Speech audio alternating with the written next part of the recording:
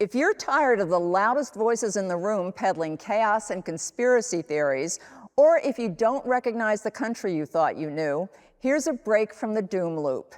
You're about to meet three distinguished bipartisan thought leaders whose optimism about America and its future will lift your spirits. Joining us are David French, New York Times columnist and author of Divided We Fall, American Secession Threat and How to Restore Our Nation.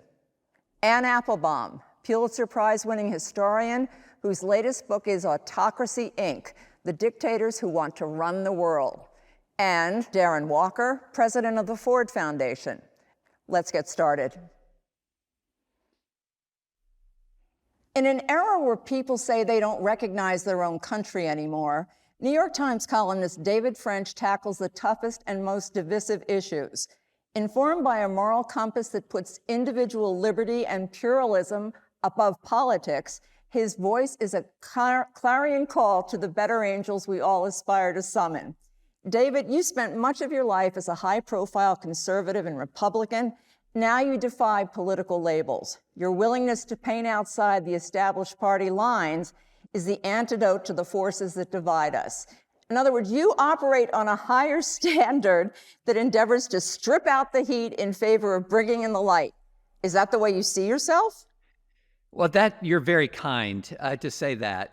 That's what I aspire to be. That's what I try to do, because we are trapped in this moment where competing partisans are abandoning civility, abandoning decency, to tear each other to shreds online often. And we're seeing the spillover effects all over our society, all over our culture. So I do think there is a necessity for people to try to look at the bigger picture than the day-to-day combat of politics. The point is, you are all those things. I spent a full day taking the luxury of really reading what you've written. And what really struck me was your ability to come out in favor of something or support something that's at odds with your own personal beliefs and ideology. You disagreed with the decision to overturn Dobbs. You basically, in terms of LGBTQ rights, even though it's a subject that is murky because of your Christian beliefs, you came out and said, this is something that these folks deserve.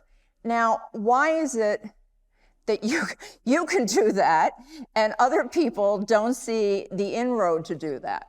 You have to ask this question, what is the United States of America? And is it a vehicle for your own values, for your own faith, or is it an instrument, one of the great instruments when the full American dream is realized, where people of many different value systems and many different faiths can live together in legal equality?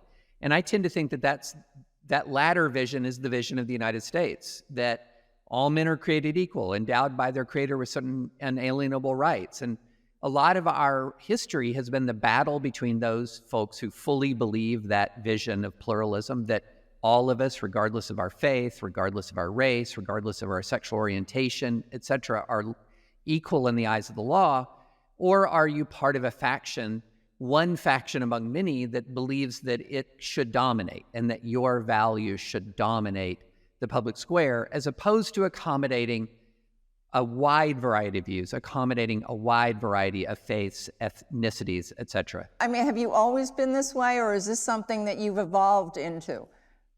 I think I've, by and large, always been that way, but I think that I have much more emphasized pluralism in my writing over the last 9 years, because in the last 9 years, we really have faced a frontal attack on American pluralism. And so it's been much more necessary, I think, to talk about pluralism as a value, to remind Americans why we should defend the rights of people we disagree with. Okay, but you've come under attack, you and your family, and I'm going to bring these up because I think they're really important in terms of the contrast that you represent. And you've written about them, obviously.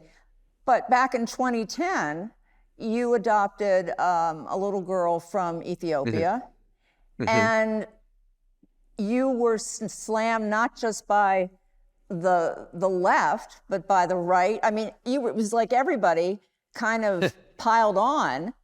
And what I'm still in shock when I think about it, but Yeah. but it was really ugly stuff. Oh, very much so. I mean, we faced identity politics in its most ugly form. Now, there are people who, for ideological reasons on the left, don't like to see, for example, a white family raising a black child. And that's been an issue for decades. There's been fights about that for decades. And I knew about that, and I knew about those conflicts when we adopted. But what I did not see coming was this rising alt-right white nationalist movement on the right. And it came after us with a viciousness we did not anticipate. And this was one of the things, this goes all the way back to September 2015 when we first began to encounter the most gruesome racist attacks against our family. And I have to say, it really woke me up to the sheer extent to which racism, this malignancy of racism, was growing on the American right in a way that, quite frankly, I had not seen in my life experience until that time. Now, there are things I should have seen that I hadn't seen, and mea culpa, this was part of my own blindness. But then in September 2015 and after, it was right in our faces. It was right in our faces. And again, that's one of those things that showed to me how much American pluralism is under attack and how even just basic decency and civility is under attack. And I guess what I don't understand is why, especially in this time of such toxic polarization, there isn't a little more grace. Well, but that's the problem. There's no grace. I live in a very, very red part of America. About 85% of my neighbors are Republican, and lots of them are just the most wonderful people. But there is an element particularly on the far right that's embedded, for example, in the heart of MAGA, that quite literally views grace as weakness. It views grace as cowardice. And I have encountered on the far left people who view grace through the prism of, they call it respectability politics, or kindness as respectability politics. And we don't need to be respectable when we're advocating or arguing for ideas. But I think both the far right and the far left are out of step with this exhausted majority of Americans who actually long for grace. They long for compassion. They don't want their words constantly thrown back in their face, and they don't want to face constant toxic division. But their voices are largely absent from political debate. Political debate tends to be dominated, not exclusively, but predominantly by the angriest voices. Right. Well, but sometimes the angry voices come from unlikely places. And the second very, I think, shocking, to me at least, incident that happened to you and your family was that after 15 years of feeling like your church was your home, it was really very much a part of your life, they canceled you? I mean, why were you canceled by your church? Yeah, it's a remarkable thing. I was supposed to speak at my old church's General Assembly, and there were so many of sort of the MAGA strain of that denomination that came forward, and some of the Christian nationalists that came forward and really attacked me very aggressively, precisely because of my pluralism, precisely because of my commitment to legal equality, and often also because of my opposition to Donald Trump. Those things were seen as disqualifying to even speak to a denominational assembly about polarization. And many of the attacks were incredibly personal, incredibly vicious, incredibly dishonest. But I knew that was coming. I knew those attacks would come because there was that faction within the church, and I had seen it with my own eyes. I just didn't think the denominational structure, the denominational leadership would cave to it. But they caved to it, they capitulated to it in the name of peace or unity. But it's a false peace, it's a false unity when you're appeasing people who are lying, when you're appeasing people who are malicious. The better course of action would have been just let me speak and respond to people who challenged me, not to cancel an event entirely. But honestly, that kind of, I hate to use this word, but that kind of cowardice is endemic right now within the evangelical church. People are shrinking back from confronting the most angry MAGA Christian nationalist voices. Even some of them are outright white Christian nationalists. In other words, they're outright racist voices. And there's too few people are willing to stand up and confront those voices head on. Instead, they're often appeasing them. They're giving into them in the name of peace in the church. But it's a false peace that's going to only harm the church and only harm the members of the church. So you have these experiences that profoundly affect your family and your children. You have 3 children. You had a dream of a multiracial family that would look like America. And that really, I don't want to say destroyed it, but it clearly derailed it, let's say. Now, do you get to a point where you come back from that? You don't strike me as you're not a vengeful person, even try not to be. Well, so does it get easier with time to get over those?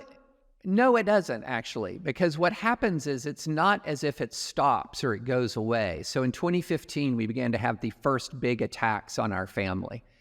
And they come and go, but they never go away forever. And so periodically, some of the most vicious MAGA voices will attack my wife, or they'll attack my kids, or they'll attack me. And when they do, often then you'll have harassment offline as well, or you'll have threats. But in a real way, it only gets more discouraging and more dispiriting, because it makes you feel as if, at least on parts of the right, this is just settling in as the culture.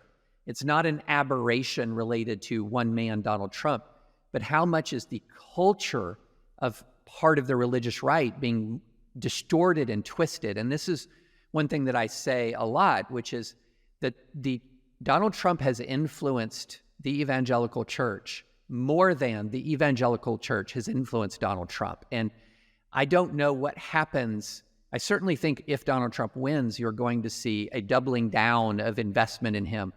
But it's an open question as to what happens if he loses. And I don't think anybody really knows the answer to that.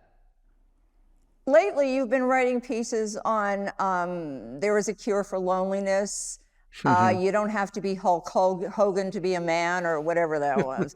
And it's almost like in this country, and I want to talk about this in a second, this epidemic of estrangement and loneliness and loss of community, people don't even know where to turn anymore. Yeah.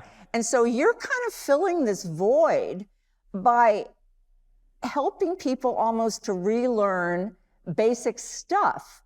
For example, in the Hulk Hogan piece, you quote, what was the make your bed speech? Admiral McRaven, William McRaven, Bill McRaven, who spoke to UT Austin and talked about sort of what it meant to be not just a good man, but a good person. But it resonated with so many millions of young men. And it was such a holistic vision of what manhood could be. It's one that is not just about physical courage, but also about caring and compassion for others. And of course, it wasn't just about what it meant to be a good man, but as I said, a good person. But that really resonated with millions of people. And you contrast that with that almost caricatured masculinity of like the Dana Whites of the world, who's the head of UFC, or the Hulk Hogans, or the Kid Rocks, or much less the Donald Trumps.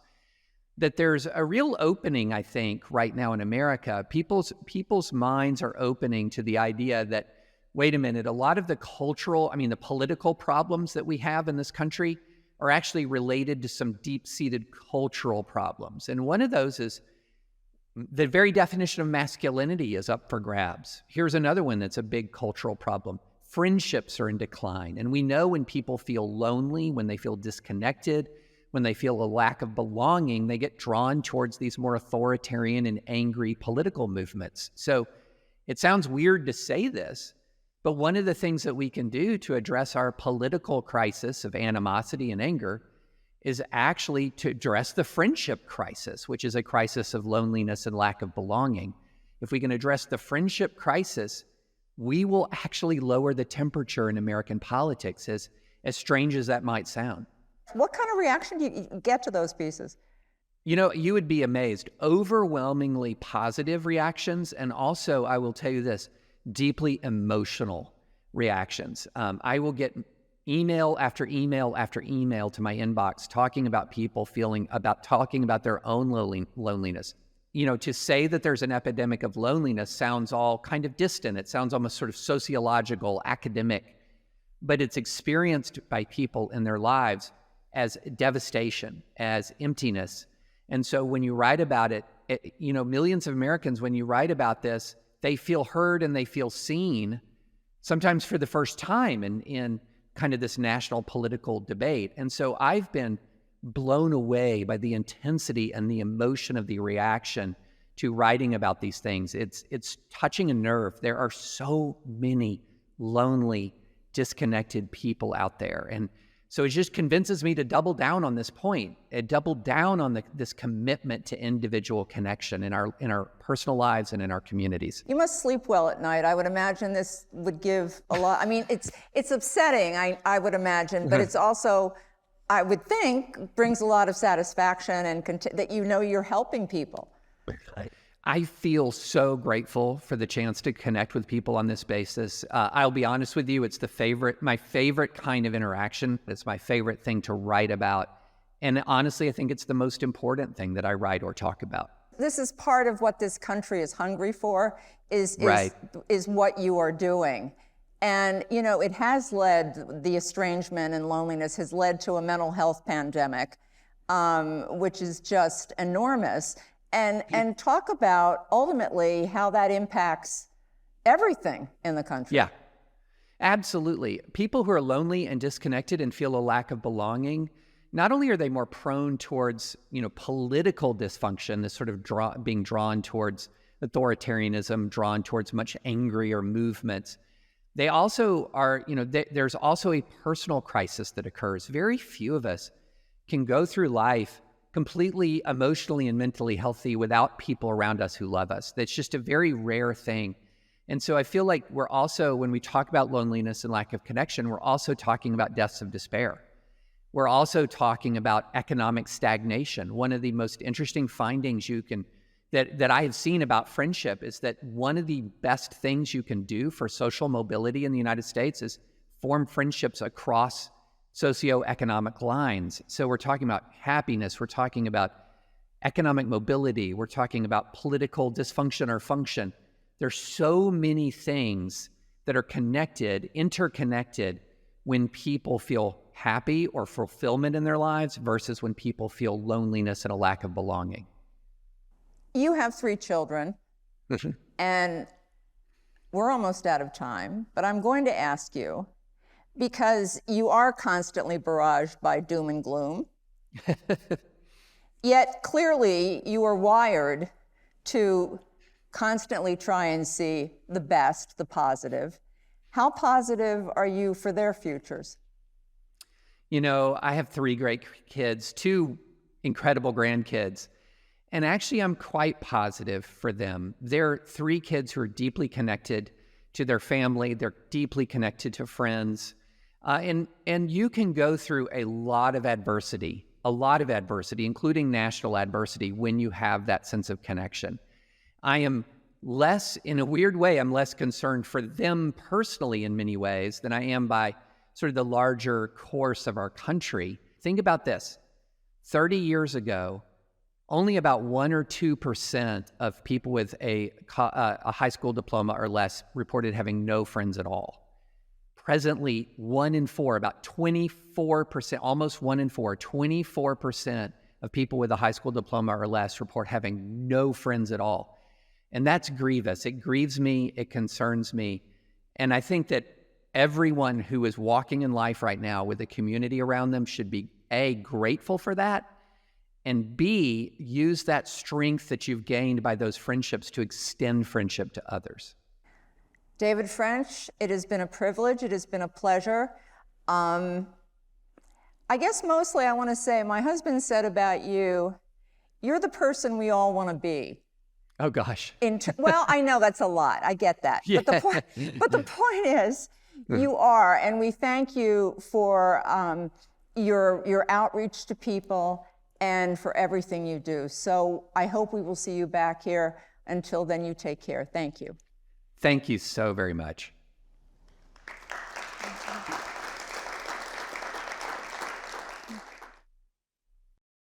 When it comes to reporting on the threats to democracy abroad and here at home, no one's more trusted than Pulitzer Prize-winning historian and journalist Anne Applebaum.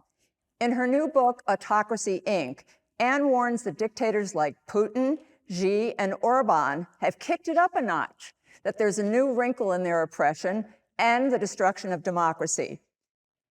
And beyond their common goal to decimate democracy wherever it lives, dictators are now in cahoots to preserve personal wealth and power through what really it sounds like a crime syndicate, at least to me, which is maybe why you named your book Autocracy, Inc.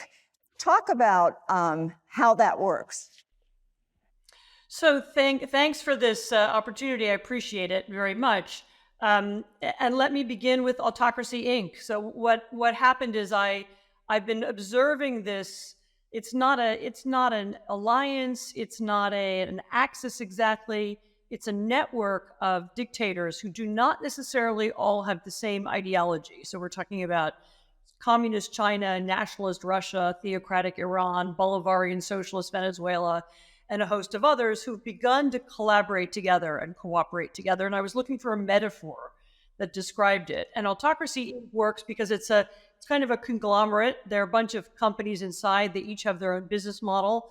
But when they see that they have interests in common, they work together. And you're right, some of those interests are financial. Some of them are absolutely commercial. The kind of quasi-state companies of one country invest in the quasi-state, quasi-private companies of another. But they also cooperate to push back against the thing that they find the most threatening, which is the language of the rule of law, the language of justice, the language of rights, and they hear that language coming from their own opposition as well as from us. And that, I think, is the key to understanding what it is that brings them together. So it's basically just in self-interest because they want to stay in power. It's not like there's, as you said, it's not about ideology, it's not about philosophy necessarily. It's just about power, it sounds like. Well, each of them has their own ideology. I can say this, they do have this in common, that these are all leaders. They're either individual leaders or they're ruling parties or elites who seek to rule without checks and balances, without anyone questioning them. They control all the information space inside their own country. There's no independent courts. There are no independent institutions. And so they have that way of operating in common. And so for them, there is a war of ideas going on. And the ideas that they're fighting are the ideas that are connected more or less with the liberal world. And those are, as I said, the idea that there should be something to justice other than what the ruler says it is. The idea that there should be a way to find out information that isn't dictated by the state. Those ideas are challenging to them, and that's why they push back against them in different ways, both inside their own countries, but also increasingly around the world. This is a battle that they're fighting, in the war on the battlefields of Ukraine. They're also fighting it in the information space. They're fighting it in the economic space, and they take it very seriously. We were honored to have you here 2 years ago when you released your last book. And at that point, I asked you for a top line about how democracy was doing sort of around the globe versus autocracy. And you painted a pretty bleak picture. Is it even worse? You're smiling. Is it even worse now? I mean...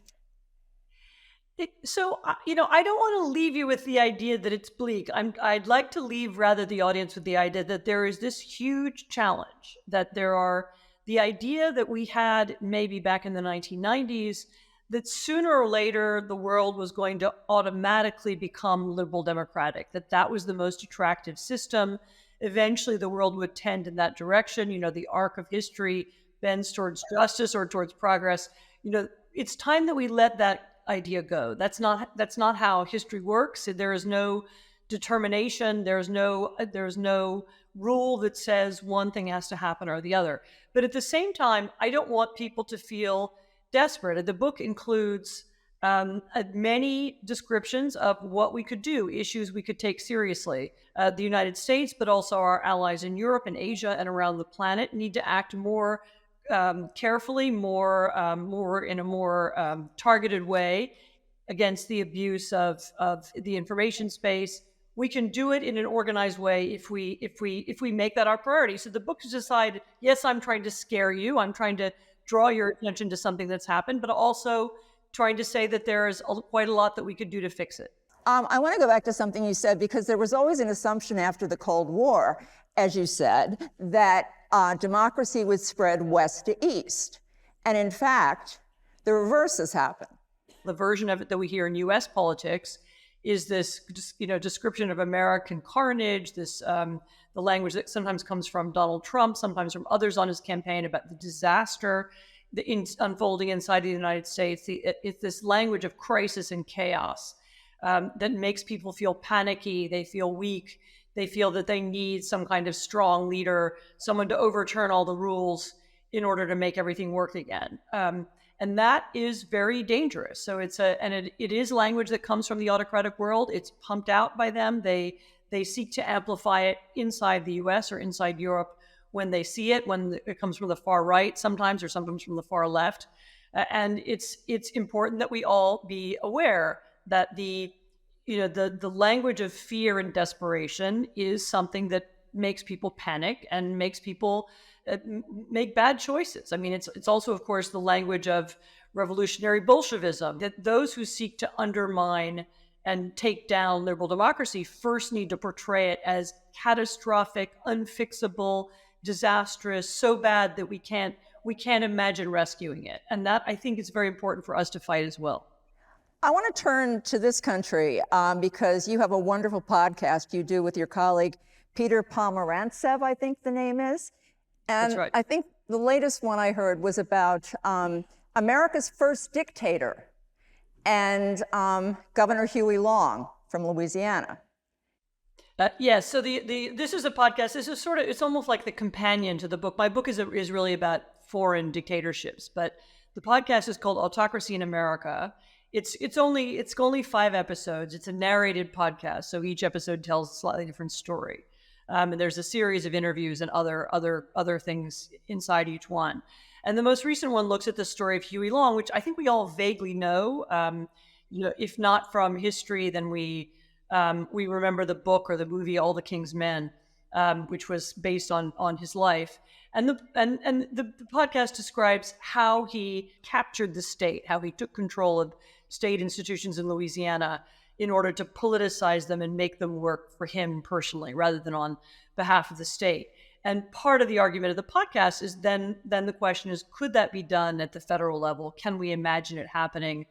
Could the U.S. Justice Department or even the FDA or the IRS, could those be weaponized by a president or by a White House who wanted to? And unfortunately, the answer is yes. I mean, almost everybody who you speak to who's worked in those institutions or who studies how democracies decline elsewhere does say that this is one of the potential threats to U.S. democracy. Our system works based on an enormous amount of goodwill, on norms, people respecting institutions. And once that ceases to be the case, as it was in Louisiana, back before the Second World War, once it ceases to be the case, then their guardrails can fall pretty quickly. I'm going to go back to, again, you've said that the end of democracy has already started. And it's not so much, can I say, it's not so much the end of democracy, it's the rise of autocratic behaviors inside the United States and attitudes. And I want people to be aware of them.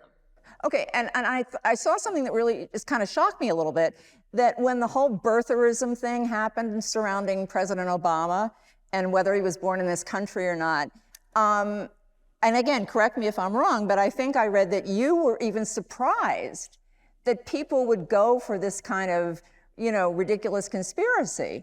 And yet now we see we're awash in conspiracy. What's the danger in that? So birtherism was important because it was a theory that the president was illegitimate. He wasn't really born in America. He shouldn't have been president. It was about President Obama. If you believe that the president is illegitimate, And then you also come to believe that all of the institutions of the state, the Congress, the courts, everybody is lying or hiding the fact that the president's illegitimate. Then you begin to have very deep doubts in the state itself and in democracy itself. And that was the purpose of that lie. And that was how it functioned in our society. And I think it did do a huge amount of damage. It kind of laid prepared the ground rather for what was to come. We then had in the White House for 4 years, we had a president who constantly, and knowingly and in very obvious ways made up stories or said things that were, patently untrue, whether it was about the number of people who were at his inaugural speech or repeatedly all through his term as president, and that he's of course continued to do so afterwards. He lied about the 2020 election, and all of that has a cumulative effect. I mean, this is one of America's most important leaders. He's the leader of one of our two great political parties, and we are now a country that is at least a part of which is reliant upon conspiracies to explain the world. Is deeply distrustful of all kinds of institutions, including the institution of the elections themselves. They weren't part of the political game 8 years ago. We didn't worry about whether people were going to count the votes or whether they were going to believe in the result of the election. I mean, we had issues with in Florida when George W. Bush's election, but not at the scale that we have now, whereas a large part of the population just doesn't believe in American democracy, is something new. And that is what I mean when I say there are autocratic tendencies and behaviors already inside our society. But do you think at this point, you talk about something, the concept of mental corruption, which, we're living in a post-truth era. You've got the conspiracy theories. I think it was your colleague who said once truth is a subset to power, you can't have debate. So this mental corruption, which proliferated before Russia tipped into a full-blown autocracy. I mean, do you not see that kind of, or am I overplaying it? How serious do you see that at this point? No, it's very, very serious. I mean, that's why I devoted a couple of books and a podcast to it. It's very serious. I want people to be aware that there are now Americans, both in politics, but also not necessarily, who feel they have to conform to lies, even though they know they're lies. They feel they need to conform to them in order to get along in politics, in order to do their jobs. We're the fastest interview I can remember doing, but we're almost out of time. And before we are, I'd like to ask two final questions. I want to talk about the optimism part of this picture and really go to some of the things you do talk about, prescriptives to try and staunch what's happening. And the last question I would like to know, how optimistic are you? So let me just say, I know a lot of really optimistic people who work really hard to change their countries, and often there are people who live in the most difficult countries on the planet. I know members of the Venezuelan opposition. In the book, I write about a Zimbabwe opposition leader who I've come to know. These are people who face really hard challenges, jail, torture, exile, and yet they keep working and they keep trying and they keep trying to effect change inside their countries. And so really, my book is very much dedicated to them. And, if those people can fight for change, in the most difficult dictatorships on the planet, then the idea that Americans would be pessimistic or that, things are so bad we can't possibly fix them, I think is an absurdity. And so in that sense, yes, of course, I'm an optimist. I think there are many things we can do. In the book, I talk a lot about coalitions. And it's funny, we ended up the podcast, the final episode, which is in 2 weeks, I think. There's also a lot about coalitions. But that's part of the answer, is thinking about who you can work with to bring about change. And in the wider world, there's clearly a coalition of countries, not just America and Europe, but of democratic countries around the world who could push back against kleptocracy. I think there are possibilities for change. We just have to name those ideas. We have to work towards them. We have to want them. And of course, we could win the war in Ukraine. I mean, I was just there 2 weeks ago. It's winnable if we want to. We need to focus on focus harder on how on the sanctions in Russia, as well as the as military support for Ukraine. But there are many winnable contests if we want them. And we are out of time, but I want to say we hope you'll come back with the next book. I'm always so excited when I see that you have a new book out. So thank you very much for sharing this time with us and helping us to understand the world better. Thank you, Anne Applebaum. Thank you very much for your great questions. I really appreciate it. Thank you.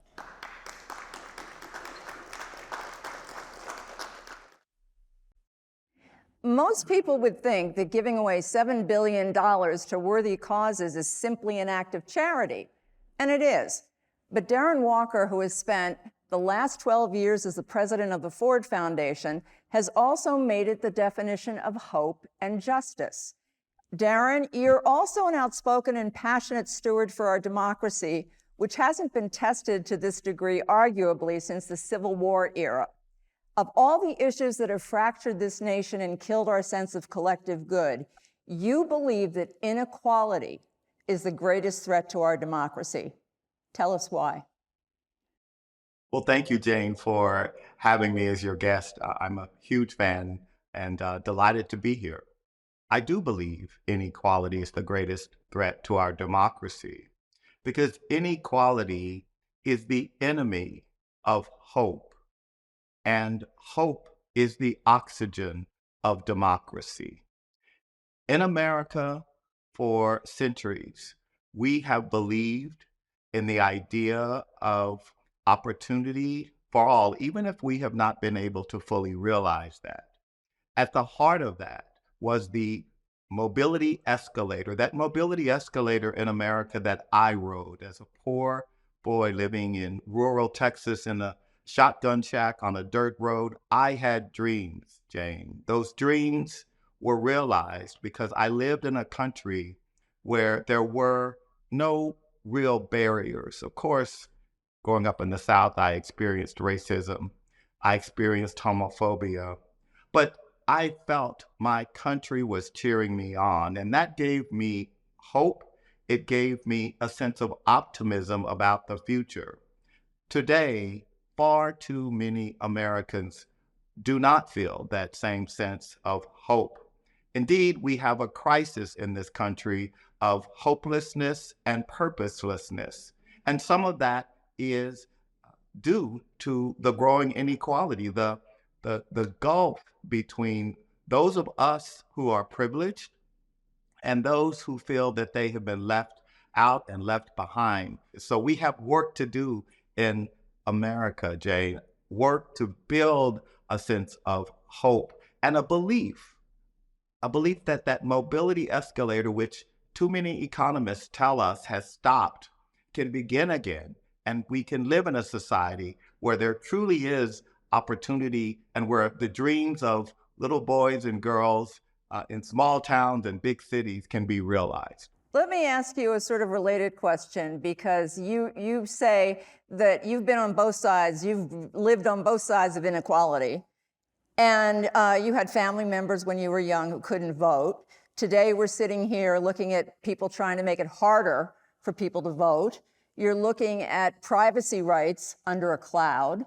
You're looking at a 50-year-old right that was stripped away from women to control their own bodies. And yet you maintain, and I'm taking this, I think, from your speech, that democracy is at a crossroads, that the American compass is still true. Why do you say that? Because I believe in this country, and my belief is unwavering and unyielding. And that is because I stand on the shoulders of people who did not have reason to believe. Frederick Douglass, Fannie Lou Hamer, these people lived in an America when there was not opportunity for people of color, Black people especially, and yet they believed in America.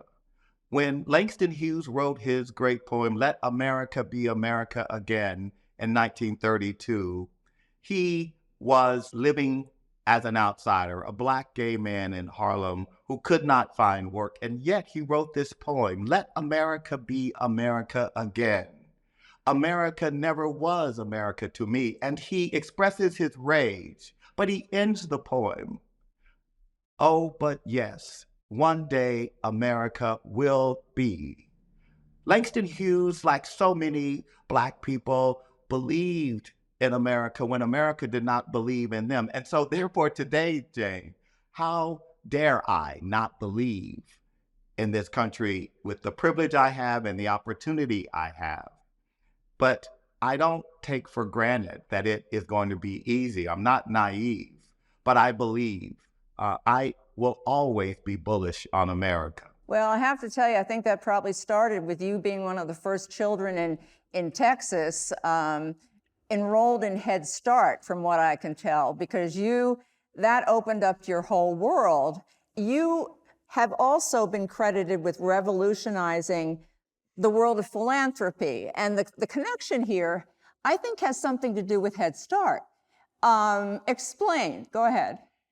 Absolutely, you're absolutely right, Jane. Part of that was because President Johnson's war on poverty included the Head Start program. In 1965, a woman appeared on the little dirt road where we lived, and she enrolled me in Head Start. And as you say rightly, that's how my quest for learning and love of words and literature began. But I was connected to the idea of philanthropy through the private philanthropists who helped fund my education. Martin Luther King in 1968 said the following about philanthropy: "Philanthropy is commendable, but it should not allow the philanthropist to overlook the economic injustice which makes philanthropy necessary." This was the thesis of my book, From Generosity to Justice. You also were inspired by a man named Julius Rosenwald. You wrote a piece about Julius Rosenwald, who practiced a form of socially conscious Judaism, I believe. And he basically had this same philosophy where you have to look at the root causes. You can't just throw money at a problem. You have to try and address why it's happening. Indeed, Julius Rosenwald was the first social justice philanthropist in America. And as you say, Jane, he believed in the idea that we had to address inequality at its root. And Julius Rosenwald was the first philanthropist to call out racism in America as a problem. And he put all of his financial resources behind the issues of Jewish life in America and addressing racism against African Americans. He said that no country can be great. America cannot be great if it leaves an entire part of its country, Black Americans, behind. You also wrote a rather bold, some would say, piece in the New York Times, an op-ed. Are you willing to give up your privilege?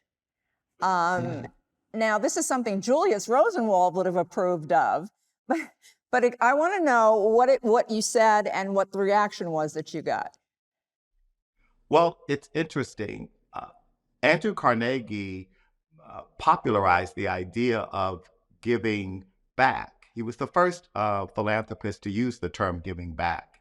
And I believe that, yes, it is important for us to give back.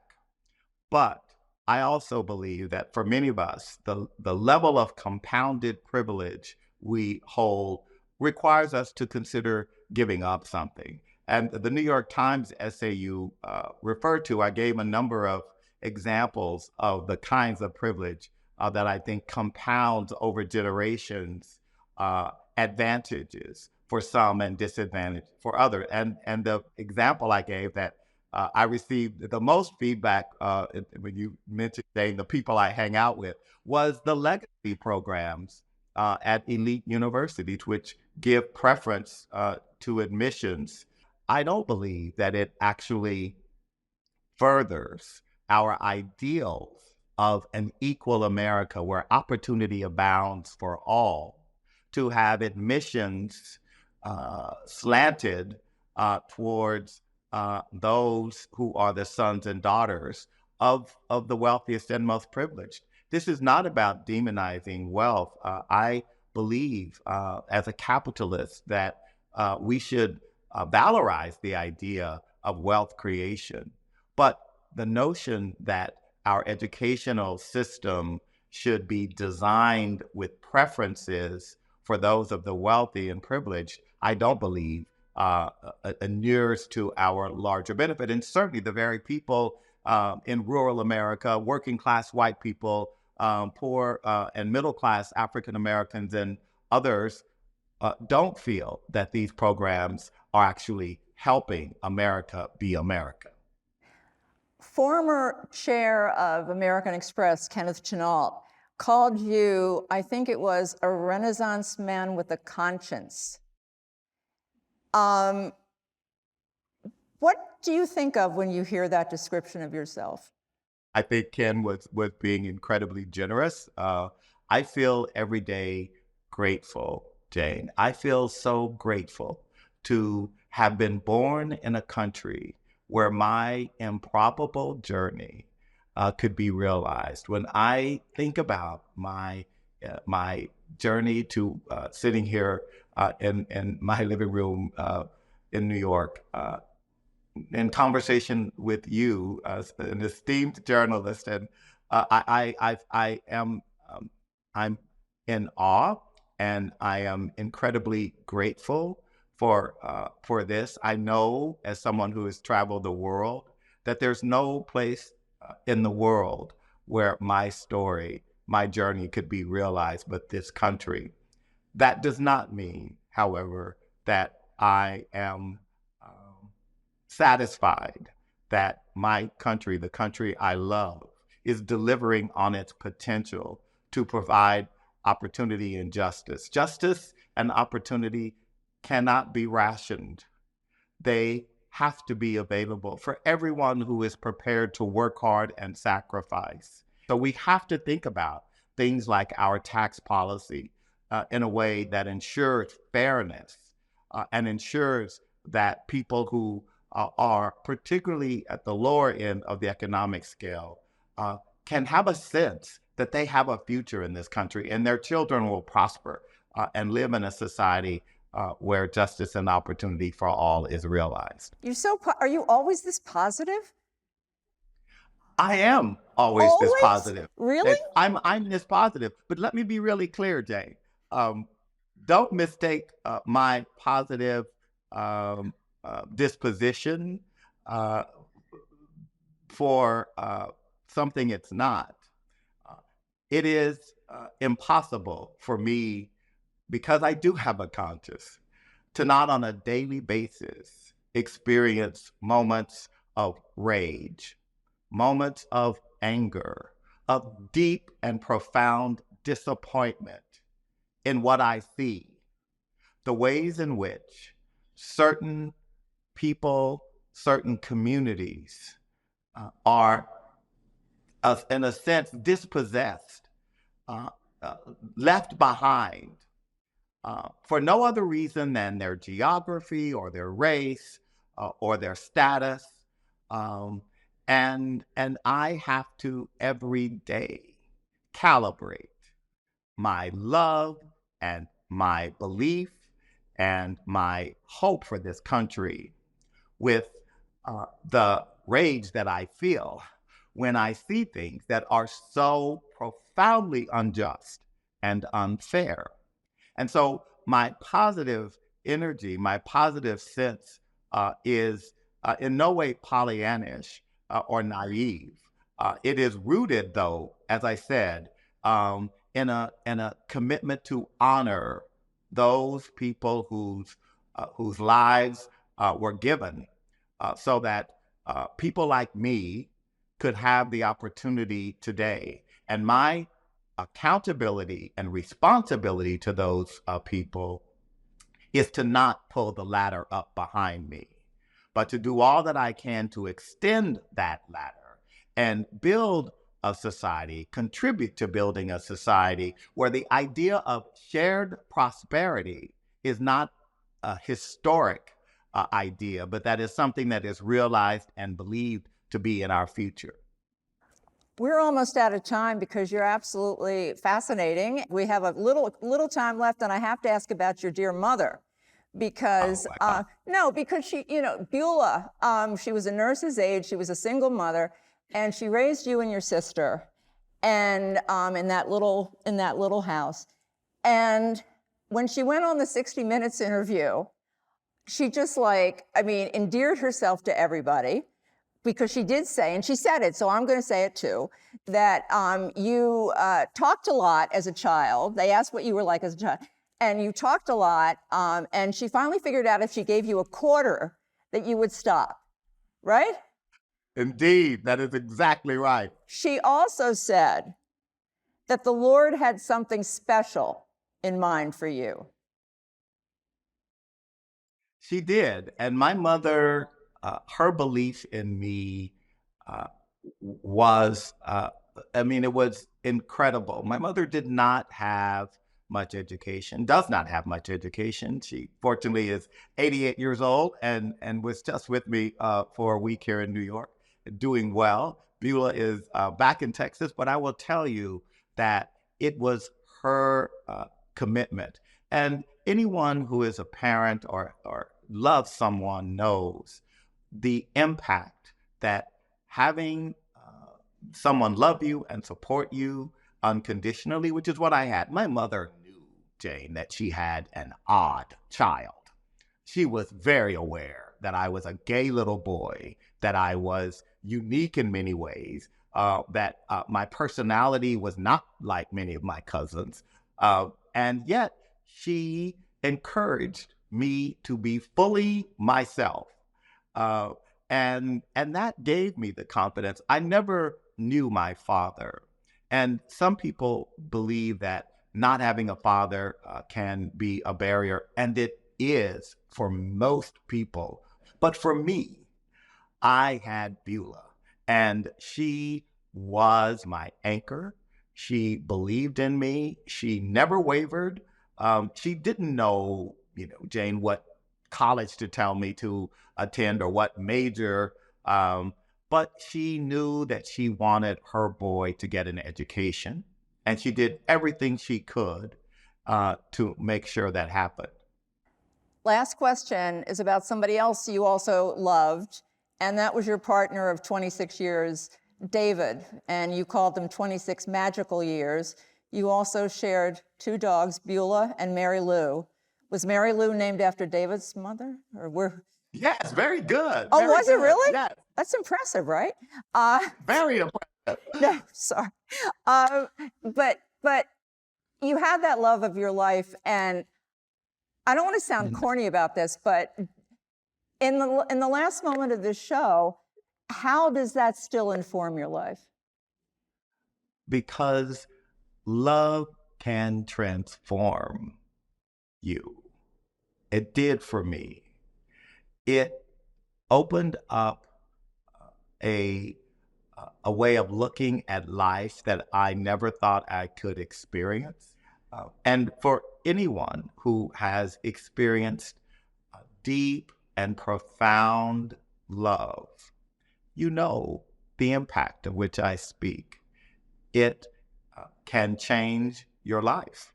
And meeting David Beitzel changed my life. It gave me and continues to nourish my spirit and my soul and allow me, even in on those days when I experience sadness and loneliness and grief because I miss him so deeply, what he gave me sustains me. And I'll never have to find love again. And I will die a happy man because of what I had with him for 26 years. Darren Walker, we are out of time, but for all the work you've done on behalf of the marginalized, the underserved, the people who aren't heard, we're very grateful, and we're very grateful you've been with us today. Thank you. Thank you, Jane.